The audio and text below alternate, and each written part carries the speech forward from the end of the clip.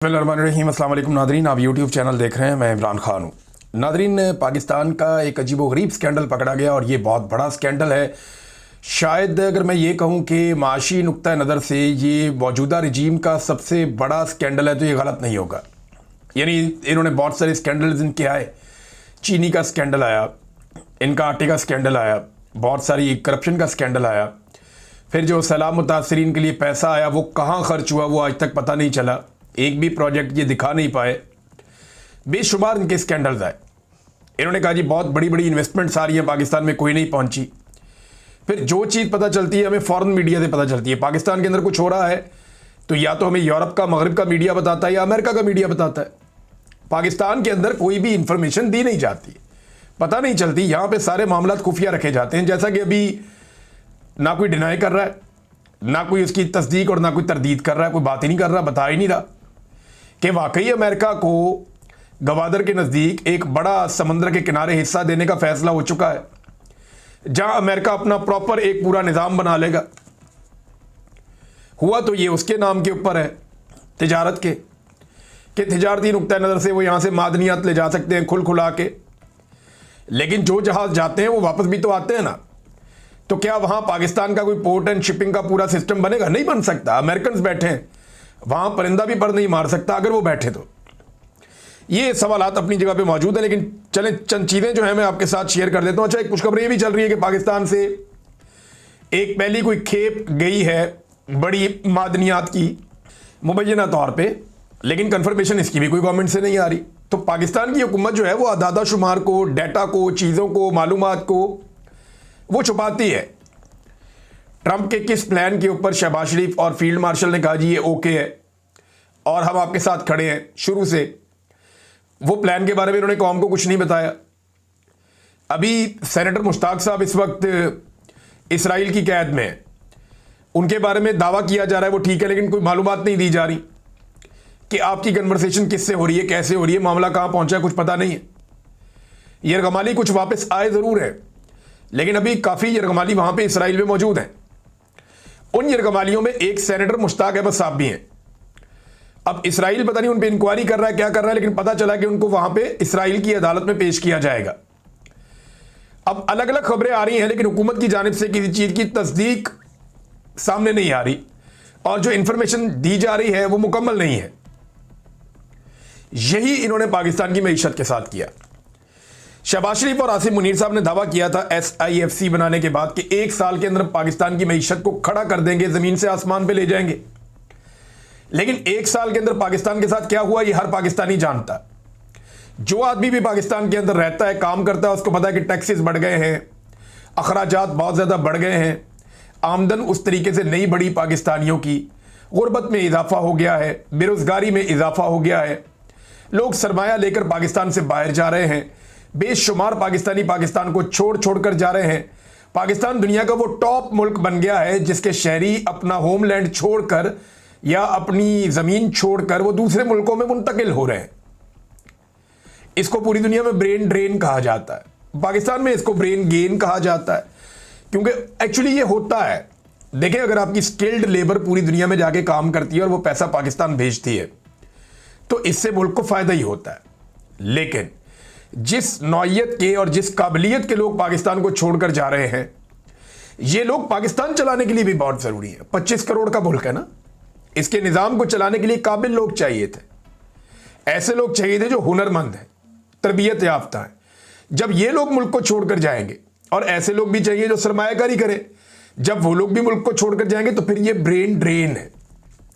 ये बड़ा बारीक सा फ़र्क है, समझना पड़ेगा कि जब बहुत ज़्यादा काम के लोग आपके मुल्क को चलाने के लिए पूरे हो जाएं तो इजाफी लोग बाहर जाने चाहिए। वो ब्रेन गेन है कि आप पैसा बनाएंगे, आपके इजाफी लेबर आपने बाहर भेज दी।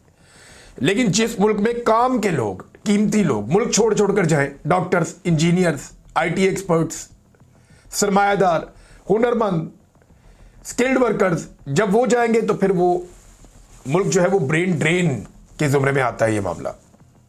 बहरहाल इनका एक और झूठ पकड़ा गया और ये झूठ पकड़ा है IMF ने। पाकिस्तान के जो स्टेट बैंक है उसने एक दावा किया था जुलाई में कि 14 साल के बाद हमारा करंट अकाउंट सरप्लस हो गया है और हमारा खसारा खत्म हो गया है। ये होता क्या है जरा ये आप समझ लीजिए। और ये मामला होता है पाकिस्तान सिंगल विंडो से निकलता है। ये एक इदारा बनाया गया है ताकि मामला जो है उनमें शफाफियत आए। लेकिन मैंने आपको कुछ अर्सा पहले गाड़ियों का एक स्कैंडल बताया था और आपको कहा था कि पाकिस्तान सिंगल विंडो इसके अफसरान ये इन्वॉल्व है और उसके बाद एक्शन हुआ भी। लेकिन क्योंकि हमने 2-3 वीडियोस की, वो एक्शन हुआ, गायब हो गया, पता ही नहीं चला किसका क्या बना।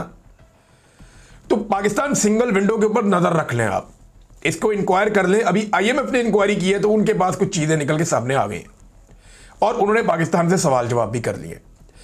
पहले आप ये समझ लीजिए कि ये सरप्लस क्या होता है और खसारा क्या होता है। देखिए मैं बिल्कुल सादा कर देता हूं आपके लिए। अगर एक मुल्क से ज्यादा पैसों की चीजें बाहर जाएं और कम पैसों की चीजें उस मुल्क के अंदर आए तो वो मुल्क मुनाफे में जाता है। यानी हमने ज्यादा चीजें बेची हैं और कम पैसों की चीजें खरीदी हैं, लिहाजा मुनाफे में है। हमने 1000 रुपए की चीजें बेची और हमने 500 रुपए की चीजें खरीदी तो हमारे पास ना सिर्फ 500 की चीजें हैं बल्कि 500 रुपया भी हमारे पास है, तो ये हमारा मुनाफा है।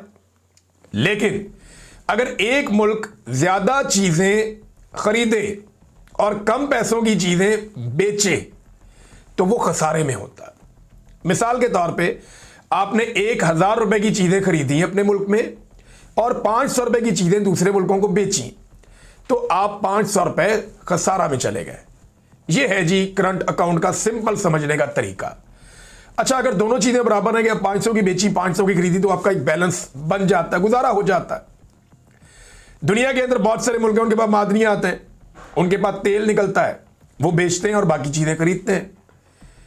तो कई ममालिक, जितने भी तरक्की याफ्ता ममालिक हैं, बड़े ममालिक हैं, वो ज्यादा चीजें बेचते हैं, वो मैन्युफैक्चरिंग करते हैं। जापान है, पूरी दुनिया को गाड़ियां, टेक्नोलॉजी और चीजें वो बेचते हैं।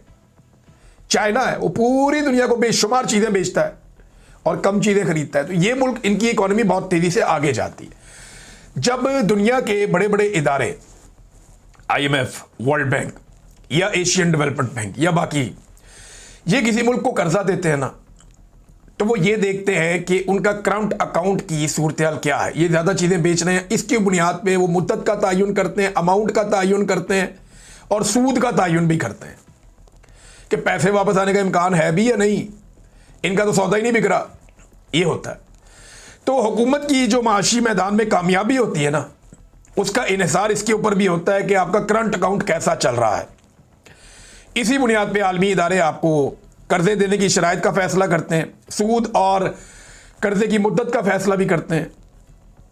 अब हुआ यह है कि पाकिस्तान ने गुज़िश्ता 2 सालों में 11 अरब डॉलर्स की इंपोर्ट्स कम दिखाई हैं। पहले आप ये जान लें कि 11 अरब डॉलर कितना होता है। ये इतना पैसा होता है कि 1 अरब डॉलर के लिए आपका वजीर आज़म दुनिया के कई चक्कर लगाता है। 1 अरब डॉलर दे दें, आप दे दें, आप दे दें, आप थोड़ा दे दें। यानी सऊदी अरब ने 3 अरब डॉलर दिए, हमारे अकाउंट में रखे, तो हम उनके बड़ा लंबा अरसा एहसानमंद रहे। अभी भी उनके बहुत पैसे पड़े हुए हैं। चाइना ने आपके अकाउंट में चंद अरब डॉलर रखे हुए हैं, UAE ने रखे हुए हैं, तो आप आंखें नहीं उठा सकते। IMF से आपने 7 अरब डॉलर लेना और मुज़ाकरात पे मुज़ाकरात आपके हुए, आपने तमाम शराइत मानी और ये 7 अरब डॉलर आपको 3 साल से जायद की मुद्दत में मिलना है। यानी सालाना अगर आप निकालें तो आपका बन जाता है लगभग 2-2.25 अरब डॉलर, 2.5 अरब डॉलर चले आप लगा लें। तो 2.25 अरब डॉलर सालाना के लिए आपने कितने पापड़ बेले? तो 2 साल में 11 अरब डॉलर्स का पाकिस्तान की तरफ से मुबैना तौर पे ये जो आपको IMF ने कहा, ये इंपोर्ट्स का डाटा कम दिखाया गया। यानी इन्होंने शो किया कि जनाब हमने कम चीजें मंगवाई हैं और ज्यादा बेची हैं। ये धोखा दिया है, सिर्फ आलमी इदारों को चकमा देने के लिए बजाय ये दिखाई दे रहा है।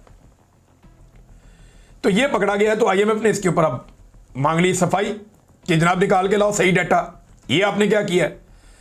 तो इससे पाकिस्तान की मईशत पे फिर मनफी असरात पड़ेंगे। देखिए, हर चीज इनकी गलत है। पहले ये चीजों को संभाल नहीं पा रहे थे, फिर इन्होंने डाटा खराब करना शुरू कर दिया कि जनाब चीजें ठीक नहीं हो रही तो नहीं हो रही, हम चीजों को ठीक कहना शुरू कर देते हैं, हम डाटा ही गलत कर देते हैं। मिसाल के तौर पे पाकिस्तान में महंगाई लगातार बढ़ रही है, बढ़ती जा रही है। लेकिन इनका डाटा ये कह रहा है कि नहीं, पाकिस्तान में महंगाई कम हो रही है। डाटा कह रहा है महंगाई कम हो रही है, सिंगल डिजिट में आ गई, कोई प्रॉब्लम नहीं है। लेकिन आम आदमी को पूछे तो उसको पता चले महंगाई तो बहुत बढ़ गई है, मेरी तो कमर टूट गई है, मैं तो गुजारा ही नहीं कर पा रहा, आम आदमी कहेगा। तो ये कैसी महंगाई कम हो रही है? लेकिन वो सिर्फ डाटा में कम हो रही है। सरकारी आदादो शुमार के अंदर 2 नंबरी की जाती है। धोखा है, पाकिस्तानियों को तो ये धोखा दे देते हैं, लेकिन आलमी इदारे इन्हें पकड़ लेते हैं। ये एक बड़ा स्कैंडल है जो अब सामने आ गया है। नाज़रीन, शहबाज शरीफ साहब जो मास्टर ये सारी चीज़ें कर रहे हैं, उनकी ज़ेर निगरानी और एस्टेब्लिशमेंट मिलकर ये कर रहे हैं, वो टिकते ही नहीं पाकिस्तान में। इमरान खान साहब के दौर में बड़े अरसे बाद पता चलता था कि वज़ीर आज़म किसी दौरे पर जा रहा है, तो एक वैल्यू होती थी कि वज़ीर आज़म दौरे पर जा रहा है। दुनिया में इज्जत भी होती थी, इनका वज़ीर आज़म आया जी दौरे पे। शहबाज शरीफ साहब ने एयरफोर्स 1 के तैयारे को रिक्शा बनाया हुआ है। कभी एक चढ़ जाता है, कभी दूसरा, कभी तीसरा, कभी ये खड़े होकर सवारियां पूरी कर रहे होते हैं, जी जगह खाली है, इसको भी बिठा लो, इसको भी बिठा लो, उसको भी बिठा लो। अब जनाब इतना लंबा टूर करके आए, पहले ये चाइना वाइना का टूर किया, उससे पहले एक और टूर था, पहले अजरबैजान गए हुए थे, उससे पहले अरब ममालिक का एक टूर था, अभी अरब ममालिक से घूमते घूमते वहां यूरोप चले गए, यूरोप से बरतानिया चले गए, बरतानिया से अमेरिका चले गए, वहां से वापस फिर कहीं चले गए, और वहां से अभी पाकिस्तान पहुंचे ही थे कि फिर निकल के मलेशिया चले गए। ये एक गरीब मुल्क का वज़ीर आज़म है। इतना तो वो नहीं घूमते जो पैसा बांटने के लिए घूमते हैं, और जितना ये घूम रहे हैं जो पैसा मांगने के लिए घूमते हैं। तो पैसा तो इनको कोई देता नहीं है, क्योंकि क्रेडिबिलिटी इन्होंने ख़त्म कर दी है, और लोग ये सोचते हैं कि हम इनको पैसा दे दें तो पैसा वापस कौन करेगा। अब ये 2 रोज़ा दौरे पर मलेशिया रवाना हो गए हैं।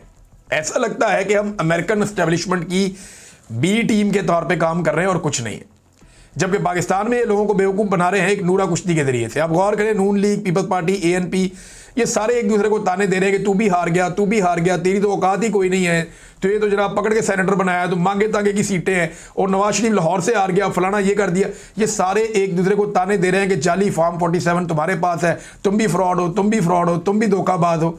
ये सब एक दूसरे को ताने जरूर दे रहे हैं, लेकिन ये नहीं बता रहे कि इनकी सियासत खत्म कैसे हुई और किसने की। देखिए, इनकी जो सियासत खत्म हुई वो बूट पॉलिश की वजह से हुई। इन सारों ने अवाम के सामने खड़े होकर वादा किया था कि ये वोट को इज्जत देंगे, और बड़े बड़े दावे और वादे करके इन सब ने बूट पकड़ के पॉलिश शुरू कर दी। तो अवाम की नज़रों में ये गिर गए, और इन्हें शिकस्त देने वाला आदमी इमरान खान है, जेल में कैद है, आज उसकी सालगिरह का दिन है, और वो ये कहता है जी मैं ना जरदारी बनूंगा, ना मैं नवाज शरीफ बनूंगा, ना मैं कोई मुनाफकत करूंगा, और मैंने ऐसी कोई डील नहीं करनी, मैं किसी डील का कायल नहीं हूं, मैं इनकी तरह डील नहीं करूंगा। जिसने आना है पाकिस्तान के लिए बात करनी है, बैठो बात कर लेते हैं, इदारे जाएं अपनी हुदूद के अंदर और हम अपना काम करें। असल तो फार्मूला ये होना चाहिए। फिलहाल इमरान खान साहब ये कह भी रहे हैं, और जब तक ये कह रहे हैं पब्लिक उनके साथ खड़ी है। बहरहाल ये एक नूरा कुश्ती कर रहे हैं। कैदी नंबर 804 ने इनकी सियासत खत्म की है। अब एक दूसरे की सियासत जिंदा करने के लिए ना एक दूसरे को रेस्क्यू कर रहे हैं। यानी मरियम नवाज ना, जो पानी जाता है ना सिंध के अंदर, दरियाए सिंध में, उसमें नहरें निकाली हैं ना, तो सिंध के लोग बड़े नाराज हैं। मरियम नवाज वो अपने खाते में लेना चाह रही हैं इल्ज़ाम कि जरदारी खानदान बच जाए। हालांकि मरियम नवाज इस सारे खेल में ना 3 में ना 13 में, मिलिट्री एस्टेब्लिशमेंट ने फैसला किया था कि हमने दरियाए सिंध में से नहरें निकाल के चोलिस्तान के अंदर रेगिस्तान में लेकर जानी है, और वहाँ पे हमने वहाँ पे आबपाशी करनी है और फसलें लगानी है, और वहाँ पे अरब ममालिक के लिए कुछ चारा भी लगता है जानवरों का। वो बड़ा कमाल एक प्रोजेक्ट बना रहे हैं वहाँ पे, लेकिन सिंधियों का पानी वहाँ पे जा रहा है, सिंध के लोग उस पर सरापा एहतजाज हो गए। अब मरियम नवाज उसका इल्ज़ाम अपने पे लेना चाह रही हैं ताकि जरदारी खानदान रेस्क्यू हो जाए। लेकिन हकीकत ये है कि देखिए, ये क्रेडिट जरदारी साहब को ही जाता है। उन्होंने ये हिम्मत की थी सबसे पहले, उन्होंने इसका, बल्कि उन्होंने अनाउंसमेंट भी की थी, जरदारी साहब ने इसके लिए बयान भी जारी किया था, प्रेसिडेंट ऑफ पाकिस्तान के अपने अकाउंट से बयान जारी हुआ था। ये 6 नहरें जरदारी साहब को क्रेडिट जाता है। मरियम नवाज अपने पर इल्ज़ाम लेकर जरदारी साहब को बचाना चाह रही। तो एक्चुअली ये एक दूसरे को रेस्क्यू कर रहे हैं और अपने अपने कारकुनों को मोटिवेट करने की कोशिश कर रहे हैं कि चलो यार, हम इमरान खान को कुछ नहीं कहते, चलो नवाज शरीफ को तो गाली निकाल दो। मरियम नवाज अपने कारकुनों को कहती है, अच्छा चलो इमरान खान से तो आप डरते हैं, शर्म आती है आपको, चलो जरदारी को तो गाली निकाल दो। तो कारकुनों को खड़ा करने के लिए एक दूसरे से नूरा कुश्ती कर रहे हैं, और इसमें कुछ नहीं है। ANP के हवाले से अली अमीन गंडापुर, ऐसा लगता है कि एक दफ़ा फिर साबित हुआ कि उनके इख्तियार में कुछ नहीं है। गंडापुर ने पुलिस को कहा कि जी आप एमल वली खान और उसकी फैमिली की सिक्योरिटी वापस ना लें। और मैं आपको बताऊं, ये खानदान वाकई खतरे में है, ये कोई मजाक नहीं है, इनकी सिक्योरिटी वाकई खतरे में है। और खतरे में क्यों है ये हम सब जानते हैं। इनका दहशतगर्दी के ऊपर एक बड़ा वाज़ेह मौक़िफ़ रहा है, इन्होंने मिलिट्री ऑपरेशंस को सपोर्ट किया है, तो इनके बहुत दुश्मन है। और इनके जो इनकी सियासी जमात है उसके ऊपर सबसे ज़्यादा अटैक्स भी खैबर पख्तूनख्वा में हुए हैं। तो एमल वली खान की सिक्योरिटी, उसकी फैमिली की सिक्योरिटी लेने का मतलब यह है कि आप उनकी जान को खतरे में डाल रहे हैं। तो गंडापुर ने आईजी को कहा कि ऐसा ना करो, लेकिन एएनपी ने दावा किया है कि गंडापुर की बात पुलिस ने नहीं मानी और एमल वली के खानदान की और एमल वली की सिक्योरिटी वापस ले ली गई है। ये नाज़रीन गंडापुर साहब की इस वक्त औकात रह गई है। बदकिस्मती से मुझे ये अल्फाज इस्तेमाल करने पड़ रहे हैं, लेकिन ये हकीकत है, मैं क्या करूं। नाज़रीन, जमात इस्लामी ने एक बड़ा तगड़ा एहतजाज किया गज़ा के हक़ में। 30 मिनट की तकरीर में जिन लोगों ने सुनी, मैंने तो नहीं सुनी, लेकिन सोशल मीडिया पे जिन लोगों ने सुनी उन्होंने लिखा, कुछ जर्नलिस्ट हैं उन्होंने भी बताया कि इमरान खान साहब पे चढ़ाई खूब की हाफिज नईमुर रहमान साहब ने, मगर सेनेटर मुश्ताक साहब का मुकदमा नहीं उठाया। और कुछ सार्फिन ये भी बता रहे हैं उनका नाम तक नहीं लिया। तो बदकिस्मती है। और जमात इस्लामी का मैं आपको बता रहा हूँ ना, मजहबी सियासी जमातों को, मैंने आपको 2 जमातों को बताया था कि इनको इजाज़त दी गई इस्टेब्लिशमेंट की जानिब से कि आप लोगों ने फ़लस्तीन के हक़ में इसराइल के ख़िलाफ़ आपने मुज़ाहरे करने, आपने आवाज़ उठानी है और मशरूत ये आवाज़ आपने उठानी है। हमें कुछ नहीं कहना, आपने जो कहना है इमरान खान को कहना। जेल में बैठा है उसके ऊपर तनकीद आप ज़रूर करें, हम पे भी कर लें, लेकिन इमरान खान पे ज़रूर तनकीद करें, उसको दीवार के साथ लगाएं। तो आपको हम इजाज़त दे रहे हैं, तो वो इजाज़त के साथ काम हो रहा है, उसके पीछे भी एक पूरा एजेंडा है। एक और चीज़ यह है नादरीन के रोज़ाना पाकिस्तान का वज़ीर दिफा पूछता है कि यूरोपी निकल रहे हैं, हम मुसलमान बाहर क्यों नहीं निकलते। देखें, पाकिस्तान एक इस्लामी मुल्क है और वाहिद इस्लामी मुल्क है जो एटमी सलाहियत और दिफाई लिहाज से बड़ा मजबूत है, और आप उसके वज़ीर दिफा हैं। ख्वाजा साहब, आप बताइए कि आपके मुल्क में नेतन्याहू का नाम लिया जाता है असम्बली में और पाकिस्तान टेलीविज़न उसको दिखाता नहीं है, काट देता है कि जैसे ही उसका नाम लिया जाएगा हम काट देंगे। आपके मुल्क में इसराइल के ख़िलाफ़ आवाज़ उठाने वालों का क्या हाल किया जाता है। कोई फ़लस्तीन का झंडा नहीं उठा सकता, जो इसराइल के ख़िलाफ़ नारा लगाए या फ़लस्तीन के हक़ में आवाज़ उठाए उन्हें गायब कर दिया जाता है, पकड़ लिया जाता है। अब जमील बहराम को अगवा किया गया, 3 दिन हो गए हैं, कोई अदालत में पेश नहीं किया। उसकी फैमिली कह रही है कि भाई वो गज़ा के बारे में उसने पोस्ट लगाई है ना, आपको क्या एतराज़ है, आपने उसको जबरी तौर पर लापता कर दिया है। तो ख्वाजा आसिफ साहब, आप और आपके इदारे ये कर रहे हैं ना। जब आप पाकिस्तान में लोगों को ऐसे दबाएंगे, कुचलेंगे, मगरबी ममालिक में लोग निकलते हैं, उन्हें पता है कि उनको हिरासा नहीं किया जाएगा, उन्हें पता है उनको अगवा नहीं किया जाएगा, जबरी तौर पे लापता नहीं किया जाएगा, उनके घर नहीं तोड़े जाएंगे, उनका कारोबार नहीं छीना जाएगा, उनकी नौकरियां नहीं छीनी जाएंगी, वो निकल आते हैं। जमहूरियत है। आप लोगों को निशाने इबरत बनाते हैं और फिर आप कहते हैं कि जनाब निकलते क्यों नहीं है। मजहबी सियासी जमातों को एनओसी इस शर्त पे मिला कि इमरान खान पे तनकीद करो, सेनेटर मुश्ताक के लिए आवाज़ मत उठाओ। झंडा कोई उठा ले, आवाज़ उठा ले तो गिरफ्तार कर लेते हैं, तशद्दुद करते हैं।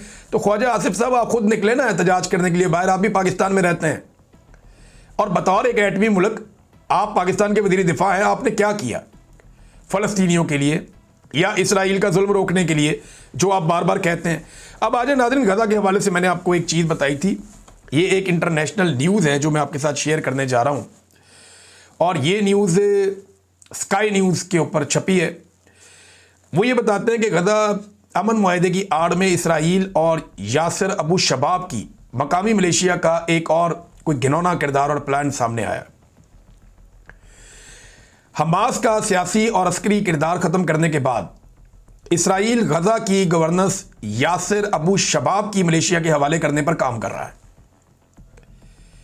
यानी आपने देखा कि शाम के अंदर एक ग्रुप आता है अल जुलानी, और वो अचानक से पूरे शाम के ऊपर उनका कंट्रोल हो जाता है और इसराइल को कोई एतराज़ नहीं है। उनके बेहतरीन ताल्लुकात भी हैं इसराइल से, अमेरिका से, शानदार तरीके से एक इक़्तिदार मुंतकिल हो गया और एक रिजीम चेंज वहाँ पे हो गया।